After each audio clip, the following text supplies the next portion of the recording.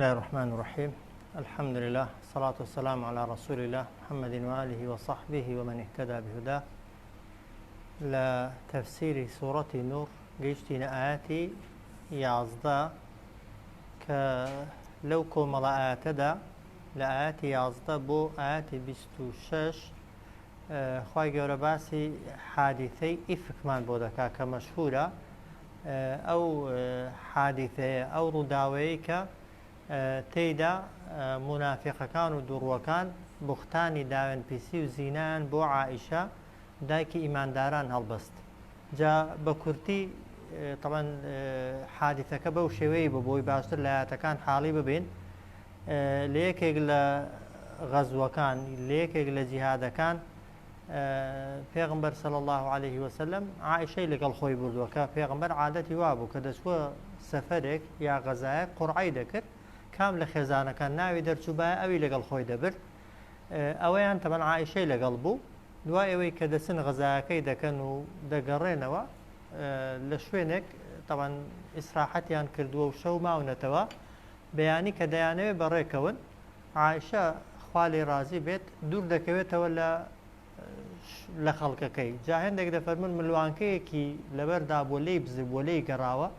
هەندێک دەڵێن بۆ ئیشی سەرا و ئەوانە دوور کەوتۆتەوە لە خەڵکی. لەو کاتەدا تەوان جەیشەکە سوپایەکە خۆیان حازر کردووە بەڕێکەونەوە بەرەو مەدینەی. پێغمبەر صلی الله عليه وسلم لە هەر شوێنێک کە خست بێت یان ئیسراحەتیان کرد بێت دوایە کەسێکی بەجێ هێشتووە توێتی دوای مەبگەڕێ بزانە کەس هیچی لێ بەجێ نەماوە یا کەسێک بەجێ نەماوە بۆی لەگەڵ خۆتانی بێنی. صفوانی کوڕی معطل طبعا لەو سەفەرەدا پێغمبەر پێی دەڵێ دوای مەبگەڕێ بزانە چی بەجێماوە، خەڵک چی بەجێماوە لەگەڵ خۆت بهێنە. ئەو صفوانە خوا لێی ڕازی بێت دوای ئەوەی کە خەڵکەکە دەڕوا دەگەڕێ لە لایەکی لە پەنایەکی دەبینێ عائیشە کەوتووە و ڕاکشاوە خەوی لێکەوتووە. صفوانی دەڵێ ئینا لله و ئینا ئیلەیه ڕاجعون، پێی ناخۆشە طبعا کە عائیشە بەتەنێ لەوێ بەجێماوە. وشترەکەی دەبا بۆی دەخاتە عەرزێ و عائیشە سوار دەبێ، وەک دەڵێ ئەویش ڕێشمەی وشترەکەی دەگرێ کە نزیک دەبنەوە لە سوپای پێغمبەر صلی الله عليه وسلم. طبعا یەکێک لە بەشدار بووەکان عەبدوڵای کوڕی سەلولە سەرۆکی منافقەکانە کە دەبینێ صفوان وەک دەڵێ ڕێشمەی وشترەکەی بەدەستە و لەسەری شێوە عائیشە سوار بووە، ڕێک دێتە خەیاڵی و دێتە مێشکی کە بڵێ صفوان لەگەڵ عائیشەیدا زینای کردووە. عائیشە بەیان قەست خۆی بەجێهێشتووە و صفوانیش بەیان قەست خۆی بەجێهێشتووە، لەوێ تاوانی زینایان کردووە و وەلحاصڵ بۆ خۆی بە ئاشکرانە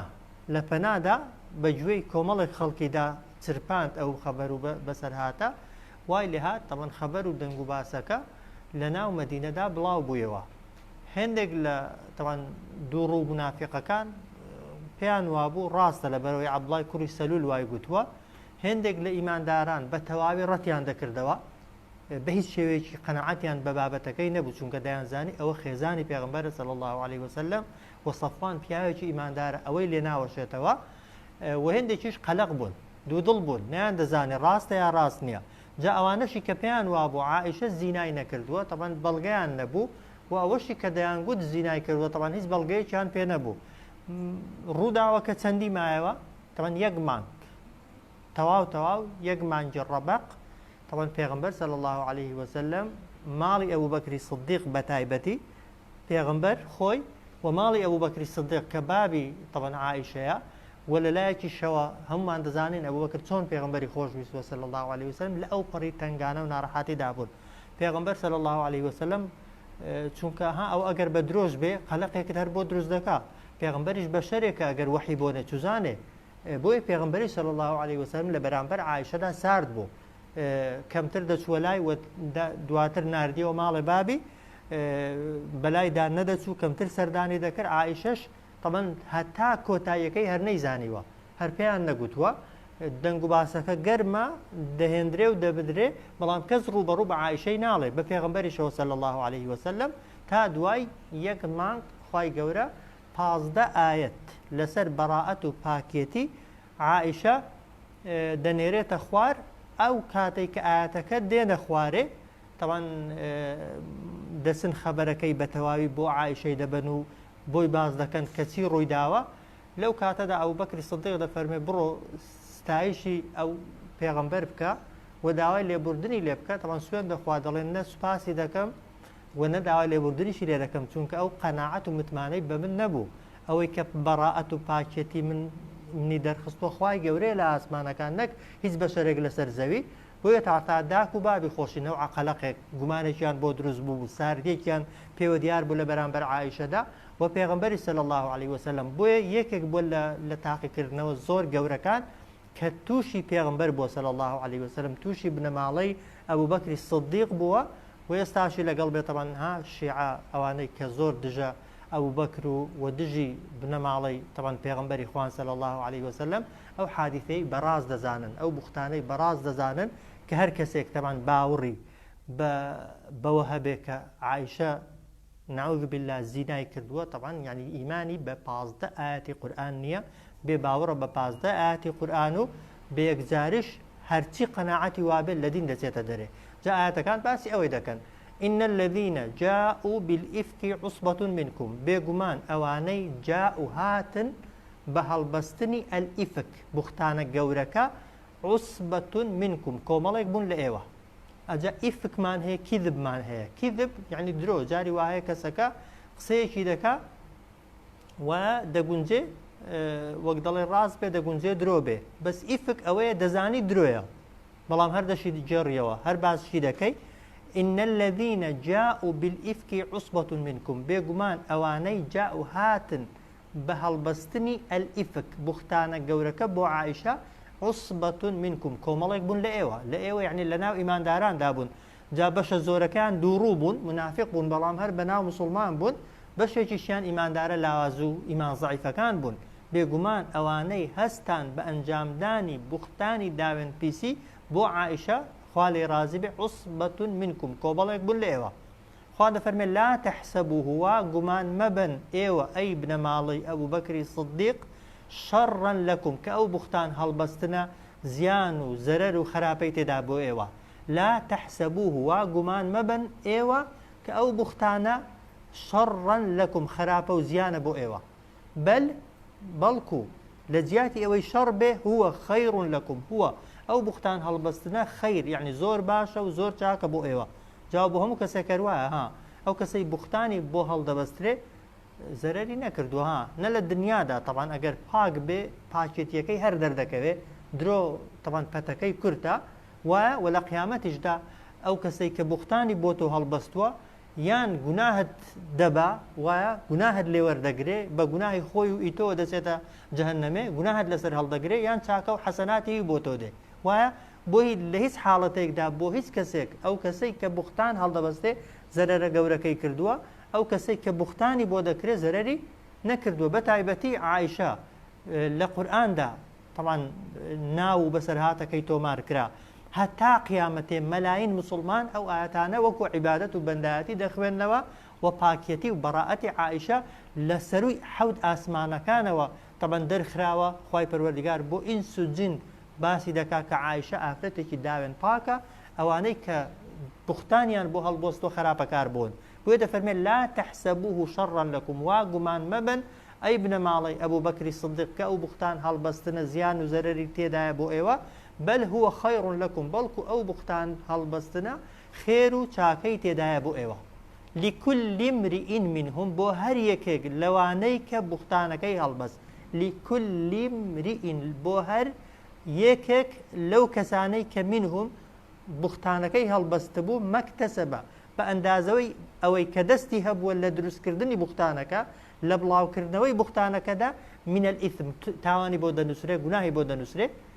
والذي تولى كبره ئەو کەسەش کە سەرپەرشتی بوختانەکەی کرد و بوختانەکەی گەورە کرد والذي تولى جا تولى بە معنای پشت هەڵکردن دێ لە مسلمانان یعنی ڕووی لە مسلمانان وەرجێڕا و دەستی بە گەورەکردنی گوناهەکەی کرد دەشکرێ بڵێن ئەو کەسەی سەرپەرشتی بوختان هەڵبەستنەکە و گەورەکردنەکەی کرد کە چێ بوو عەبدوڵای کوڕی سەلول بوو ئەوە لەه عەذاب عەظیم بۆی ئامادە کراوە سزایەکی زۆر گەورە والذي تولى كبره أو كسيك سرپرشتی بوختانەکەی کرد و بوختانەکەی گەورە کرد منهم لەناو ئەو کۆمەڵە خەڵکەدا کە دەمیان پیس کردبوو بە بوختانەکە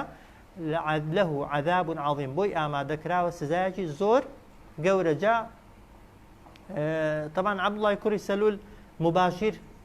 طبعا باسی ڕووداوەکەی نەدەکرد، ناڕاستەوخۆ سەرپەرشتی طبعا بڵاوکردنەوەی بوختانەکەی دەکرد. بۆیە طبعا عەبدوڵای کوڕی سەلول دارەکانی لێ نەدران، حەدەکەی لێ نەدرا. 4 کەس لە ئیمانداران یا 5 کەس طبعا 3 پیا و 2 ئافرەتن یا 4 پیا و ئافرەتێک کە طبعا 80 داری بوختانکردنیان لێدراوە دواتر کە دەرکەوتووە عائیشە زیناکەر نەبووە. ئەوان بە 80 دارەکەی خاوێن بوونەتەوە پاک بوونەتەوە، بەڵام تاوانی عەبدوڵای کوڕی سەلول گەورەتر بووە لەوەی بە 80 دارەکەی خاوێن ببێتەوە. بۆیە طبعا 80 دارەکە بەسەر ئەودا جێبەجێ نەکراوە. بۆچی؟ بۆی گوناهەکەی هەر لەسەر بێ، بۆی لە قیامەتی خوای گەورە سزای سەختتر و ناڕەحەتتری بۆ حازر کردووە و بە تونتر سزای دەدا. إن الذين جاءوا بالإفك بێگومان ئەوانەی هەڵستان بە هەڵبەستنی بوختانە گەورەکە عصبة منكم کۆمەڵێک بوون لە ئێوە لا تحسبوه شرا لكم وا دامنن وا مەزانن وا گومان مەبن کە ئەو بوختان هەڵبەستنە زیان و زەرەری تێدایە بۆ ئێوە ئەی چێ ئەی برماڵەی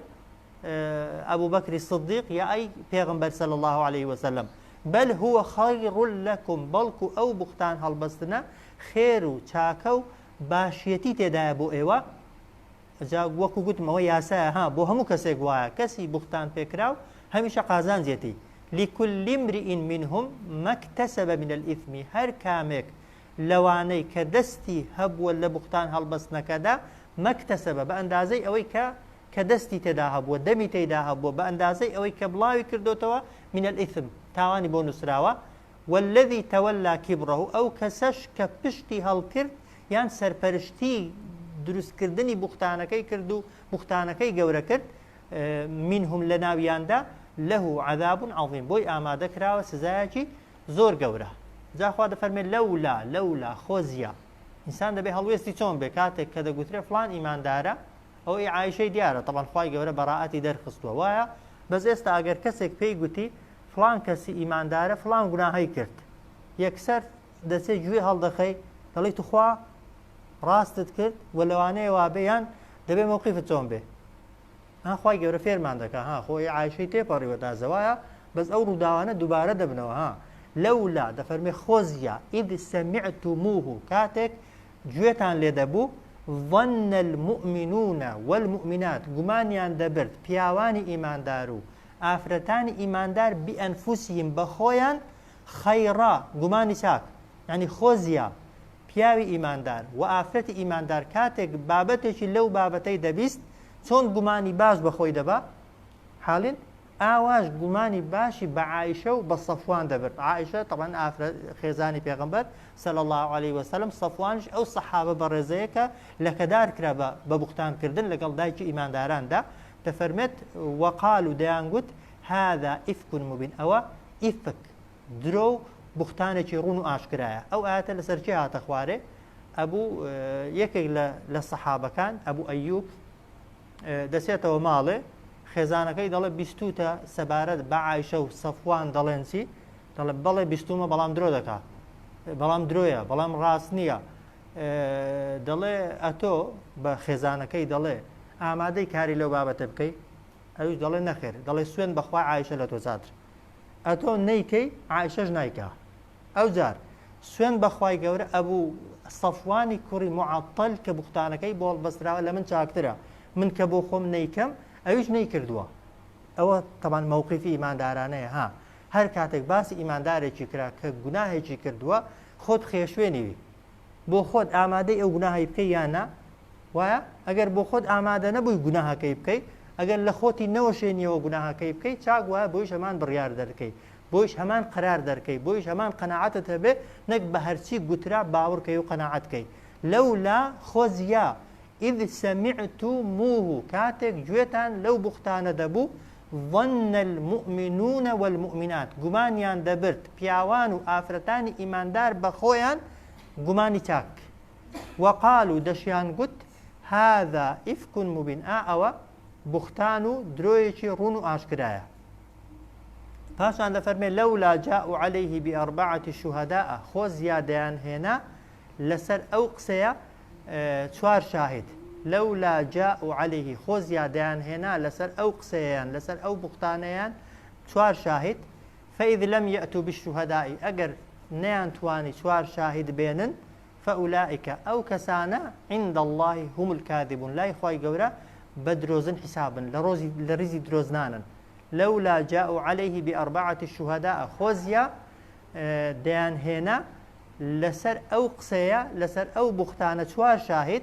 فإذ لم يأتوا بالشهداء أجر تا استانيان تواني وبينن شوار شاهد فأولئك عند الله أوانا لا يخوي قورا أواني كبختانة كيان كردوا لا يخوى هم الكاذبون بدروزنو ولا رزي دروزران حساب ذكر فاشان دفرميسي ولولا فضل الله عليكم ورحمته لمس في الدنيا والآخرة أجر تاكو قوري خوا نبا بسرتانوا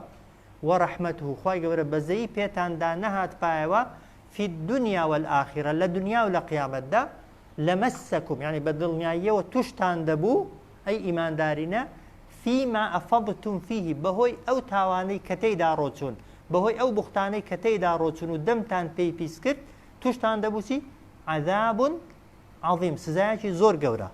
نزيق بو خواي قورا أقل برحمي خوي نبايا بفضل خوي نبايا نكهر أو كسي كبختانا كي درس كردوا كعبد الله كوري سلولا أو كسش كبختانا كي نقل كردوا أو كسش كجوان لبختانا كي قرتوا أو كسش كقناعتيان ببختانا كي كردوا أو كسانشي كبيان خوش بوا حدثك وروداوك باز بكريتو بقوازريتوا هر هميان خواهي قورا توشي هلاكتو لناوسوني ذكردن ولولا فضل الله عليكم ورحمته أجر تاكو بخشش إخوانا بابا سرتانوا ورحمته خواهي قورا بزي بيتان دانهات بايوا في الدنيا والآخرة لدنيا ولا قيامة دا لمسكم بدلنيايا وتوشي ذكردن خواهي قورا بي ودنساندن فيما أفضتم فيه بهوي أو جناهي كتيدا روتوبون عذاب عظيم سزايا زور قورا جناها كتانسيبو خواهد فرمي إذ تلقونه كاتك سكتان ليكتري وردقر ليكتري تان دجيرا بألسنتكم بزمانتان ها استا خلق بيوايا اگر بابتك باسكرا سورة سورة دزاني رازنيا وايا بلام كقوتت يعني خلق بيوايا كقوتت فلان كز واي قوتوا دلي خو درو اگر دروش بدرويكي منيا وايا غيبتش بغيبتك يمنيا بختانكش بختانك يمنيا كأو زور هلايا يعني أتو أجر بزاني سورة سور فلان كز دروي كردوا دروي كز نقل كي لقل درو دروس كركي هيس فرق الدنيا ها بختانك بكسك هل بستراو سورة سور دزاني بختانا يا أجر راستش به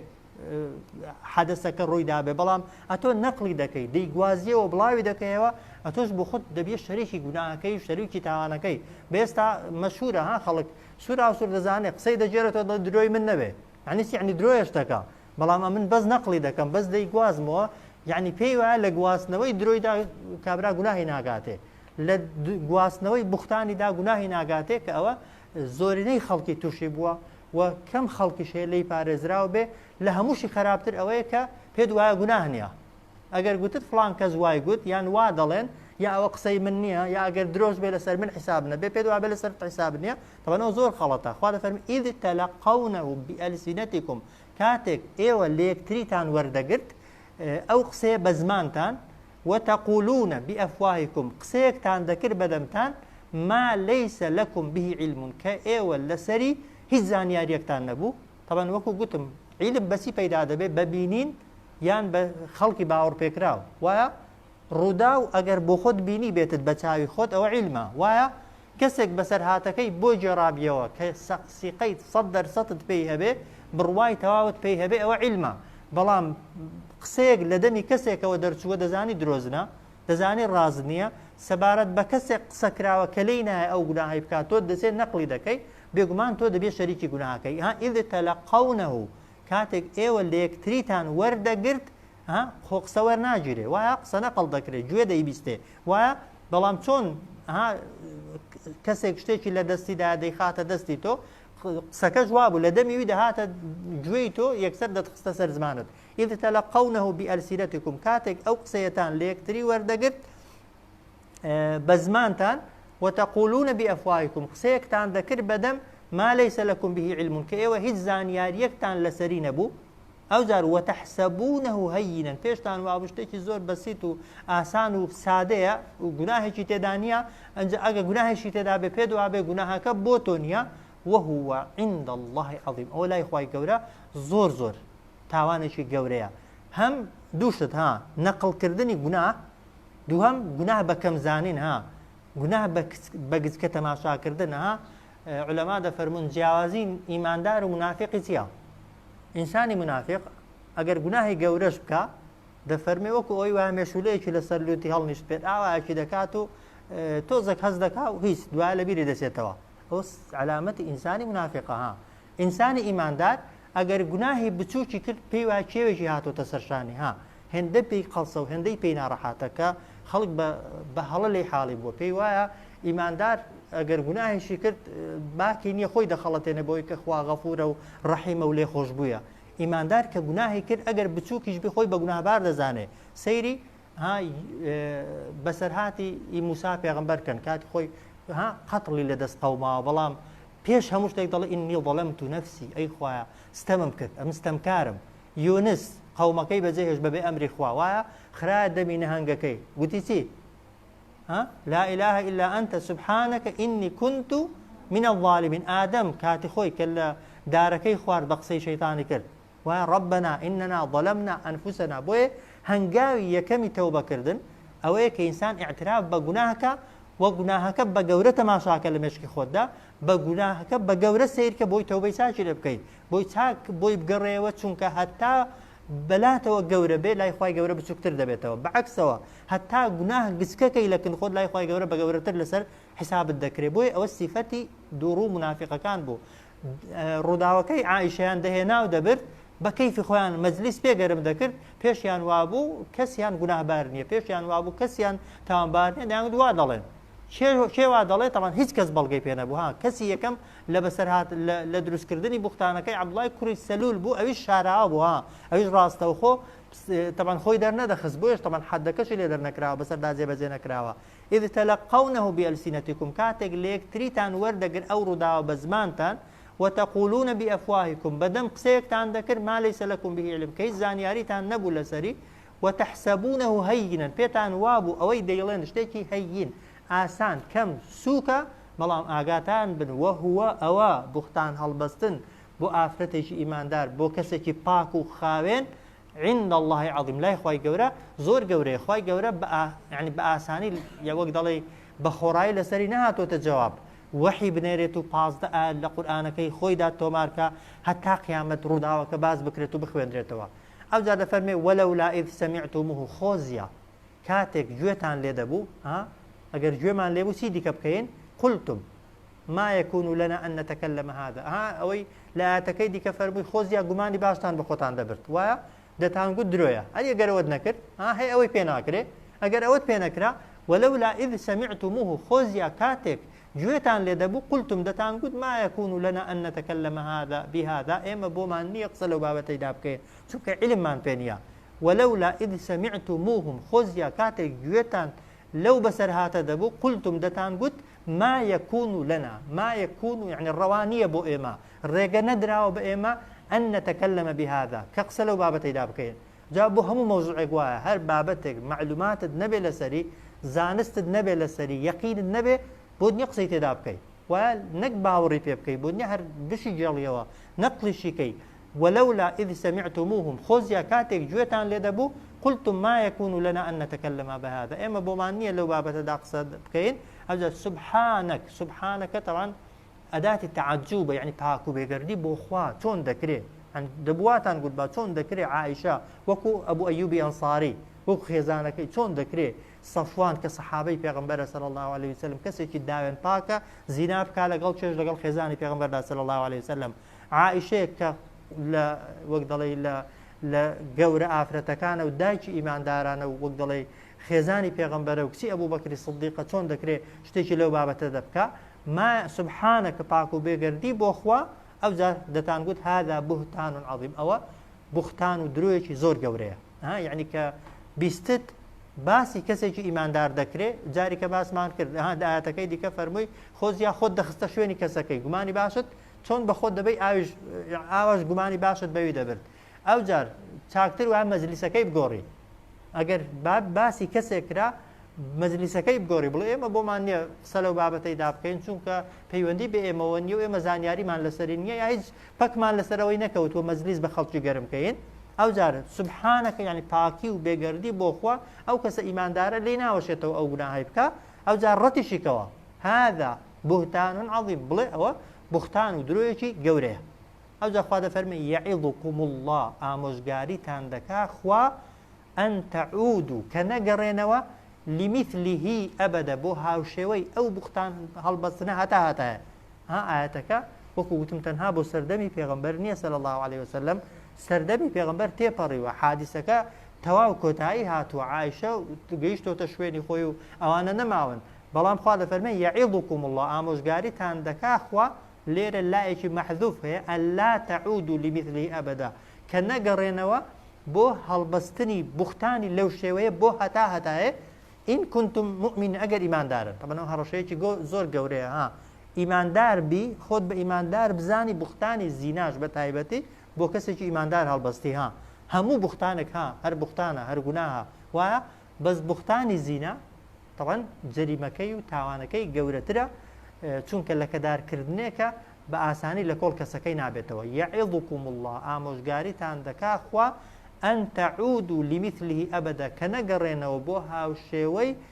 ئەو بوختان هەڵبەستنە بۆ هەمیشەیی ئین کنتم مؤمنین ئەگەر خۆتان بە ئیماندار دەزانن ئەگەر کەسێکیش خۆی بە ئیماندار نازانێ تەمان ئیماندار نەبی تەکلیفێکرد لەسەر نییە ئینسان درۆیە دەکا بوختانی دەکا غەیبەتی دەکا